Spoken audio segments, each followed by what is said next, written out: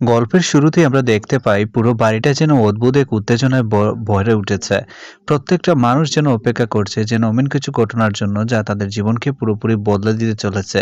এদিকে জিৎ বাসু ফোনে কারোর সঙ্গে খুব নিচু গলায় কথা বলতে থাকে, তার চোখে মুখে স্পষ্ট একটা দ্রুত হাসি।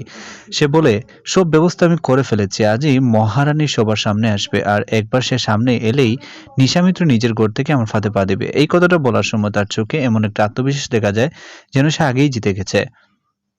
অন্যদিকে নিশা নিজের ঘরে বসে কিছু একটা ভাবছে, তার মুখে অদ্ভুত এক টেনশন, যেন সে বুঝতে পারছে কিন্তু কিছু একটা খুব বড় বিপদ তার দিকে এগিয়ে আসছে। ঠিক তখনই দরজা খুলে যায়, ঘরের ভেতরে ঢুকে পড়ে উজি। নিশা অবাক হয়ে তাকিয়ে বলে, উজি তুই এখানে এখন? তোর তো সায়ন্তনকে খুঁজতে যাওয়ার কথা। কিন্তু উজি কোনো উত্তর দেয় না। সে সোজা এগিয়ে এসে নিশাকে জড়িয়ে ধরে এই আচরণে নিশা পুরো হতবাক হয়ে যায়। সে বলে, এইভাবে আচরণ করছিস কেন? তুই কি পাগল হয়ে গেছিস? এখনই বাড়ি ফিরে যা। কিন্তু উজি তখনও চুপ, তার আচরণটা অদ্ভুত রহস্য। তারপর হঠাৎ সে নিশার চোখের দিকে তাকিয়ে বলে, আমি আজ কাউকে খুঁজতে আসিনি, আমি এসেছি তোকে নিতে। এই কথাটা শুনে নিশার মুখের রং এক মুহূর্তে পাল্টে যায়। সে বুঝতে পারে আজকের ঘটনাটা একদম সাধারণ কিছু নয়। এদিকে বাড়ির অন্যদিকে জিতবাসু তার প্ল্যান অনুযায়ী সবকিছু সাজিয়ে রেখেছে। সে লোকজনকে নির্দেশ দিচ্ছে, সবাই প্রস্তুত থাকো, আজ এমন একটা ঘটনা ঘটবে যা কেউ ভুলতে পারবে না। তারপর সে আবার ফোন তুলে, মহারানীকে নিয়ে আসার সময় হয়ে গেছে। ঠিক তখনই গল্পে আসে প্রথম বড় টুইস্ট। রুজি আসলে সায়ন্তনকে খুঁজতে বের হয়নি, তার আসল লক্ষ্য ছিল নিশা মিত্র। সে আগে সবকিছু জেনে গিয়েছিল। নিশা আসলে শুধু একজন সাধারণ মানুষ নয়, তার ভেতরে লুকিয়ে আছে এমন এক সত্য যা সবাইকে চমকে দিবে।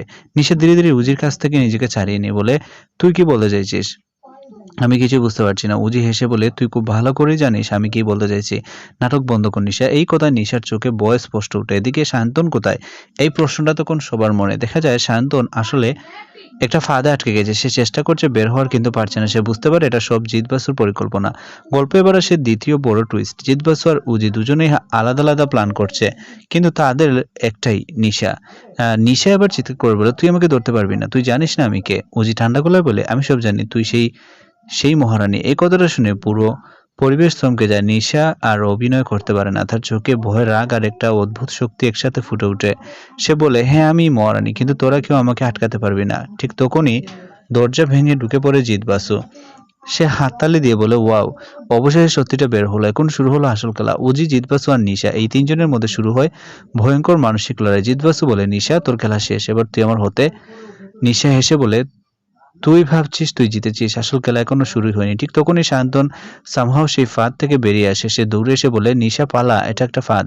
এবার পুরো পরিস্থিতি বদলে যায়। কে কাকে ধরবে, কে কাকে বাঁচাবে, সব কিছু গোলমাল হয়ে যায়। শেষ দৃশ্যে আমরা দেখি উজি সত্যি নিশাকে ধরে ফেলেছে, কিন্তু প্রশ্ন হচ্ছে, এটা কি জিৎ বাসুর প্ল্যান অনুযায়ী ঘটেছে নাকি উজি নিজের মতো করে হেসে খেলা খেলছে? গল্প শেষ হয় একটা বড় ফিঙ্গার হ্যাঙ্গারে। নিশা উজির দিকে তাকিয়ে বলে, তুই ভুল করছিস, আমাকে ধরার ফল তোকে খুব শীঘ্রই বুঝতে হবে। আর উজি শুধু হেসে বলে, আমি ভুল করি না, আমি ইতিহাস তৈরি করি।